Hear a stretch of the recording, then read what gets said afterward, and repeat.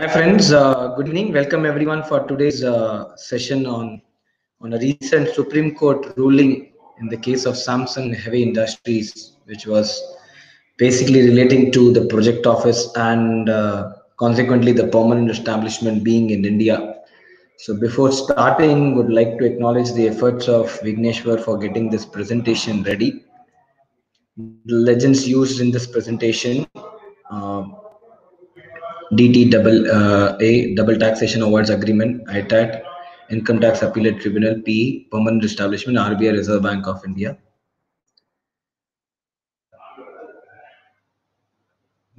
The schema for the evening, what is exactly Article 5 of the India Korea DTAA, because Samsung Heavy Industries, for which the PE was to be in India, which the department was contending that was of a country of Korea.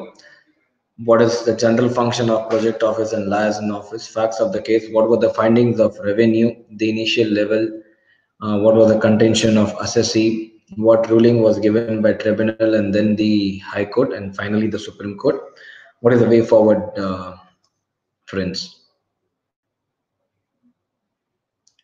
Article 5 of India Korea DTAA talks about permanent establishment, means a fixed place of business through which business is wholly or partly carried on. It does not include use of facilities solely for storing or displaying goods, maintenance of stock solely for storage or display, maintenance of stock for processing by another enterprise, fixed place solely for purchasing goods or collecting information for that enterprise, fixed place solely for carrying out any activity of preparatory or auxiliary nature.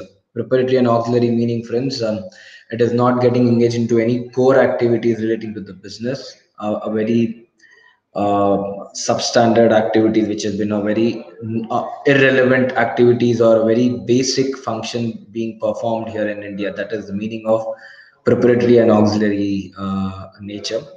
Even if there is no fixed way, the enterprise shall be deemed to have P if any of person is acting on behalf of the enterprise and habitually maintains a stock and regular deliver goods on behalf of enterprise or habitually concludes contract. So if still there is no fixed place, but if these two functions are carried on in India, then PE shall be regarded in India.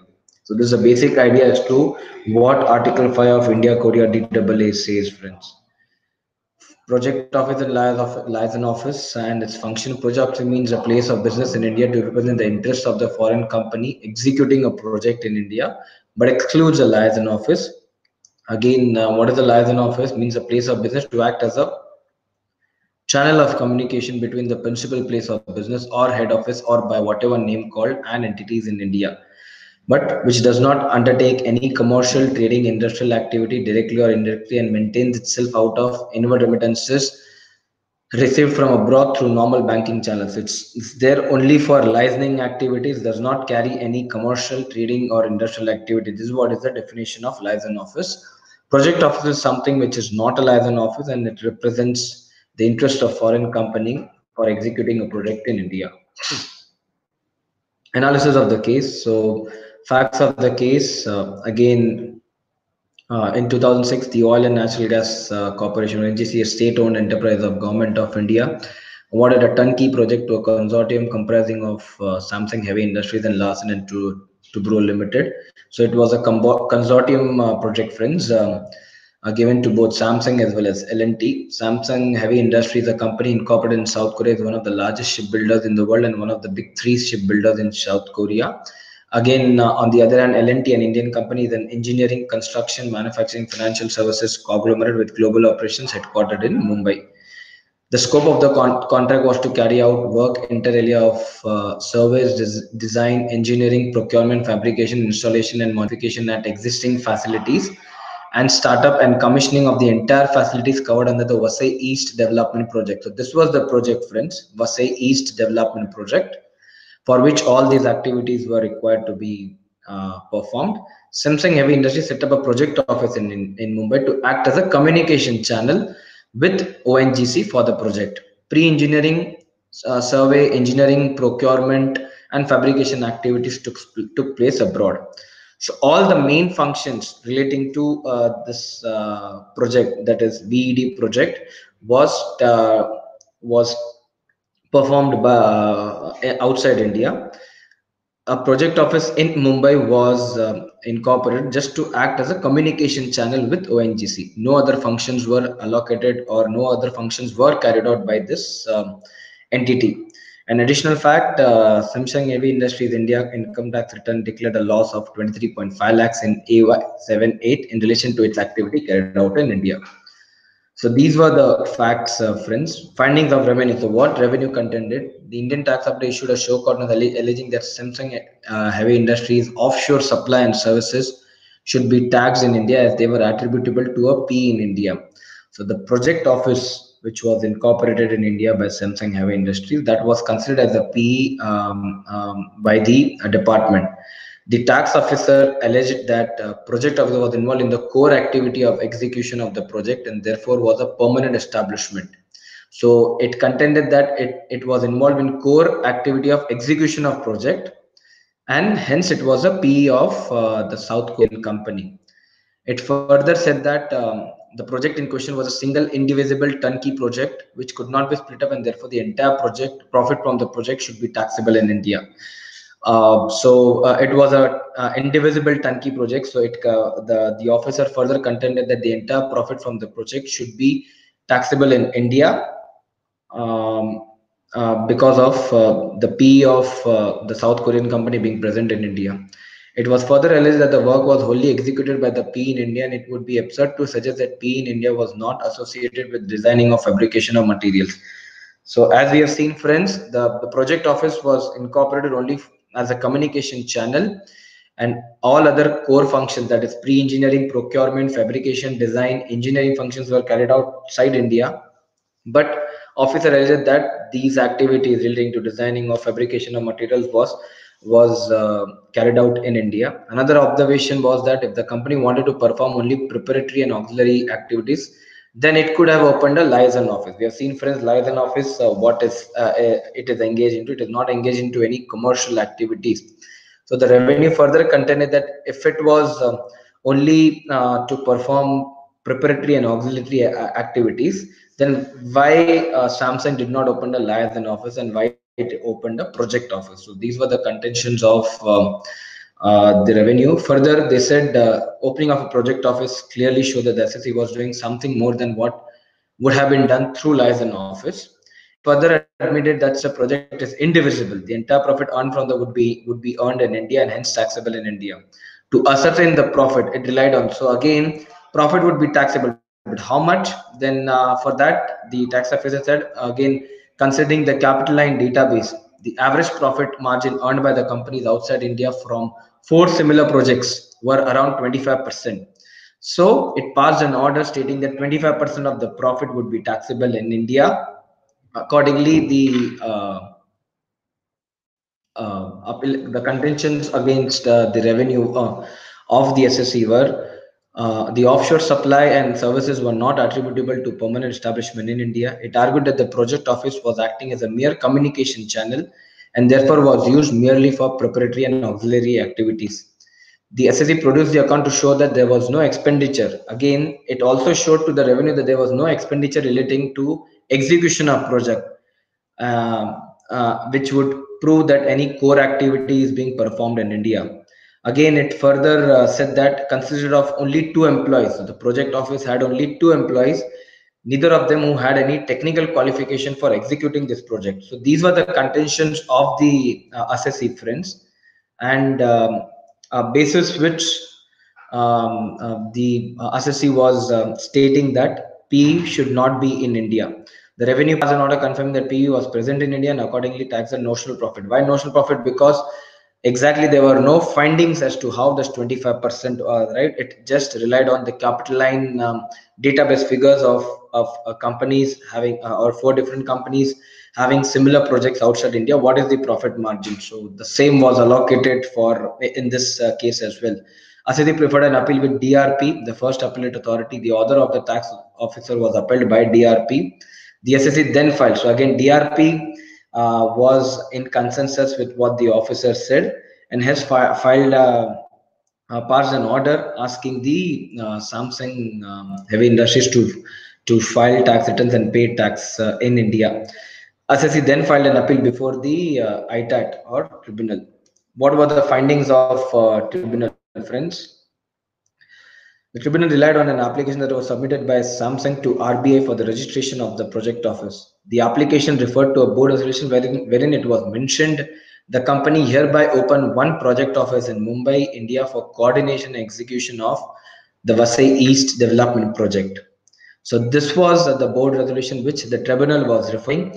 Again, this was disregarded by the Supreme Court. We'll see later on as to how this was disregarded.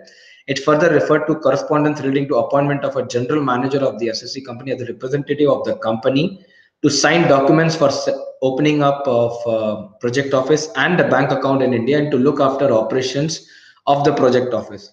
So the tribunal further stated that the Samsung has also appointed a general manager as a representative of a company to sign the documents in relation to project office and also opening a bank account in relation to operations of project office. Further, it said that the scope of Mumbai project office has neither been restricted by the SSA company itself or nor it has been restricted by the RBI. So tribunal said that neither the SSC nor the RBI has restricted the scope of the project office in terms of doing any activities in India. The tribunal referred the case of Hyundai Heavy Industries Company Limited, which was again a Supreme Court ruling wherein it was mentioned that Hyundai Industries, Heavy Industries, had taken the permission to work as a liaison office, and thus it was not authorized to carry on any business activity here in India, and hence no P. Again, the tribunal confirmed that the facts of this case, that is Samsung's case, is not similar to that of Hyundai Industry. There it was liaison office, here it is a project office, where liaison office, no core activities, so no P, so no taxability in India. Project office, again, yes, uh, the fact that it is a project office, it would be regarded as P in India. This was the contention of tribunal. Again, the same emphasis was placed on the board resolution, which makes it clear that project office was opened for coordination and execution of impugned project in the absence of any restriction, neither from the SSE company nor from RBI. It would be wrong that Mumbai project office was not a fixed place of business of SSE in India to carry out the said contract or said project, which is regarded as P within the Article 5 of India Korea DTAA.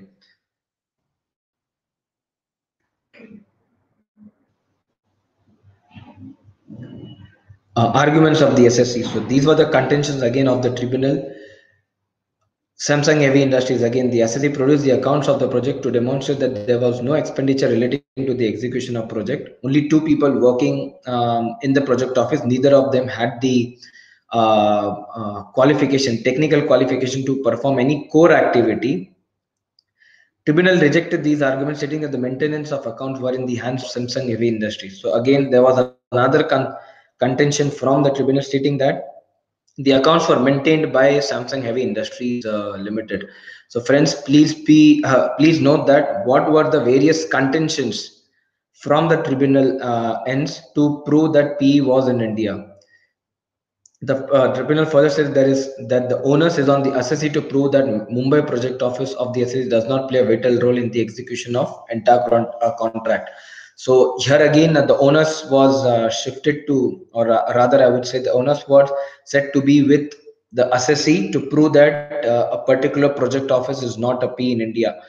Tribunal demanded the matter back to the tax officers. Again, the same thing. What was the working given by the tax officer? Same.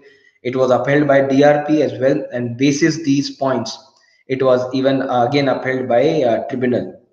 Tribunal stating that P is in India. There would be taxability in India, and accordingly, the Samsung has to file returns and pay taxes here in India.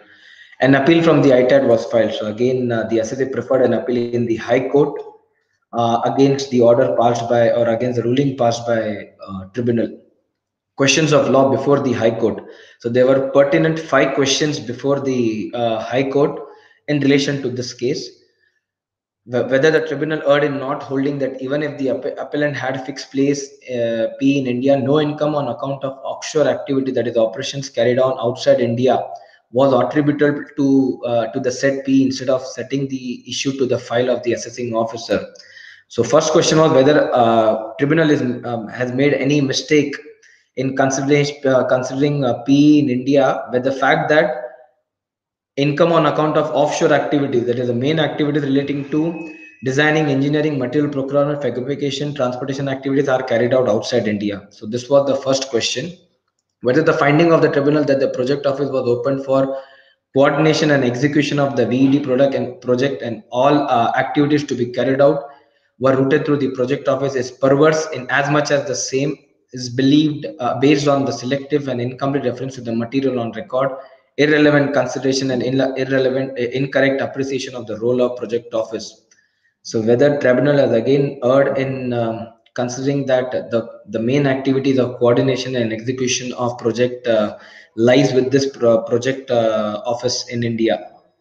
Third, whether the tribunal erred in law in holding that the appellant had a fixed place P, whether there was a mistake again done by the tribunal considering that there was a fixed place P, whether tribunal erred in not holding that even if the appellant had fixed place P in India, no income could be brought in tax since the appellant had incurred overall losses in respect of the VED project.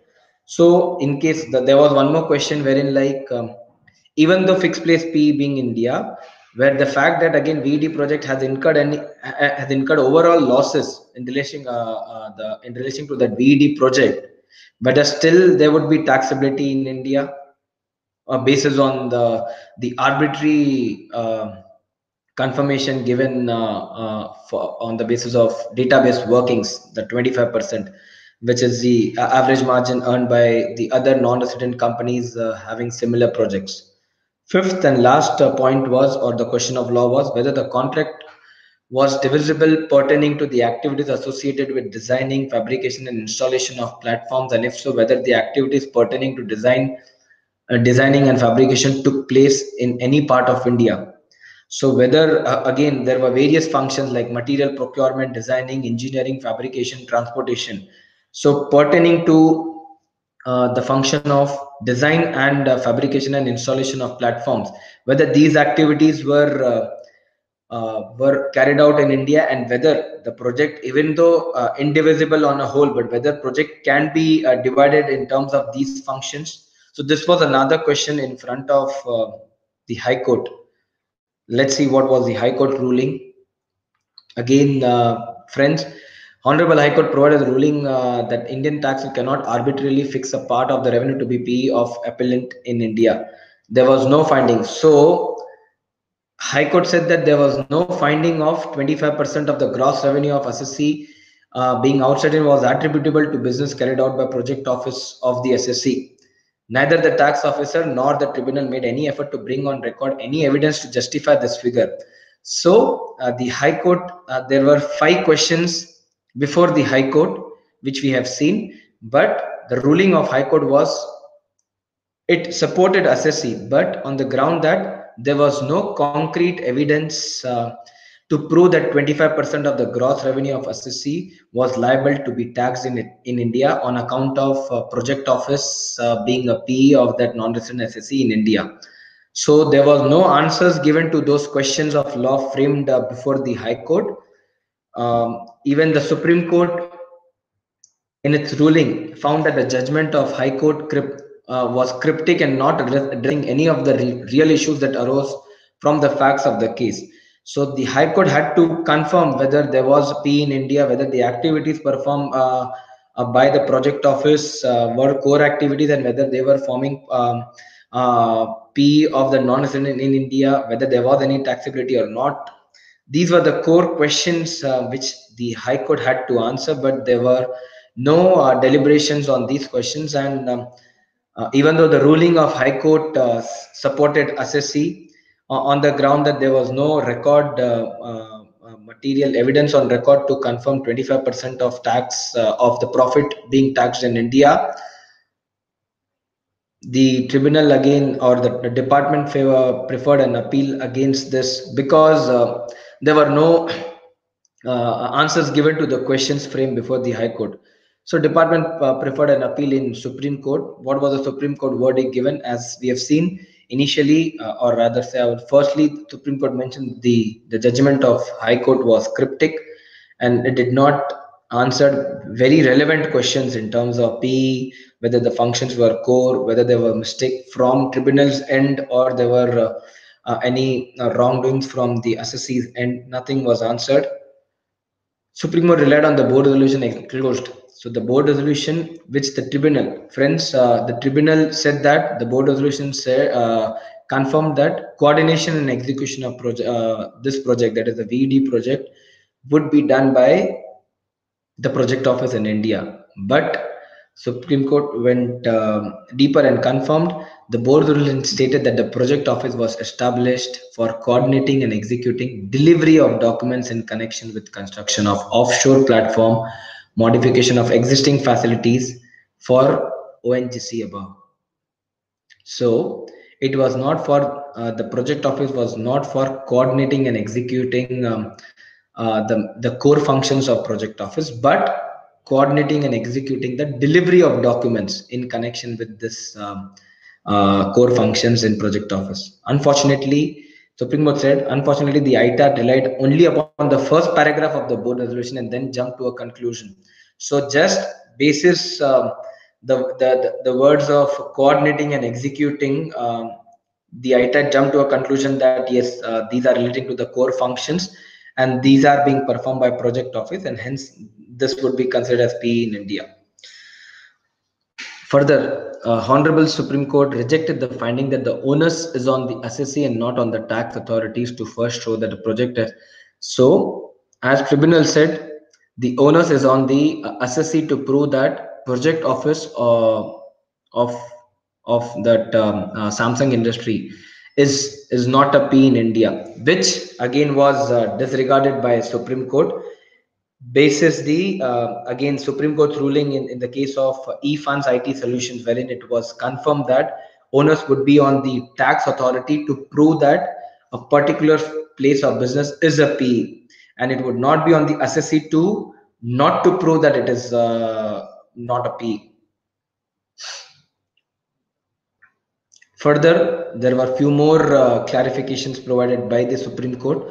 The Honorable Supreme Court stated the findings of the were perverse, were wrong to the extent of its conclusion that the project was involved in the core activity of execution of the project, and that merely maintaining accounts cannot determine the character of permanent establishment.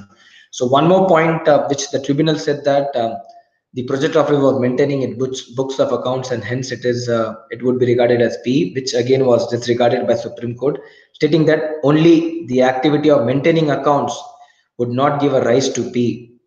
Second, the Honorable Supreme Court thus concluded that the activities performed by the project office were of auxiliary nature, as the project office acted as a communication channel between Samsung Heavy Industries and ONGC.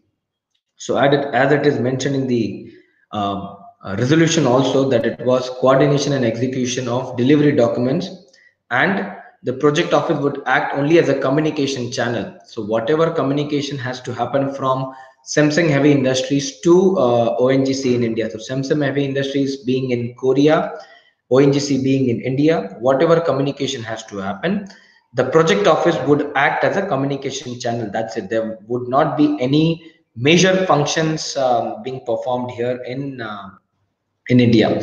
In this regard, again, the Honorable Supreme Court considered the ruling in the case of Hyundai Heavy Industries, the same which we have referred before. The facts of it make it the PE was set up only at the stage of installation. So again, the Supreme Court, again, it reviewed its own order or its own ruling in Hyundai Heavy Industries, wherein the PE was set up only at the stage of installation, that is long after the revenue had been earned from manufacture, design, etc.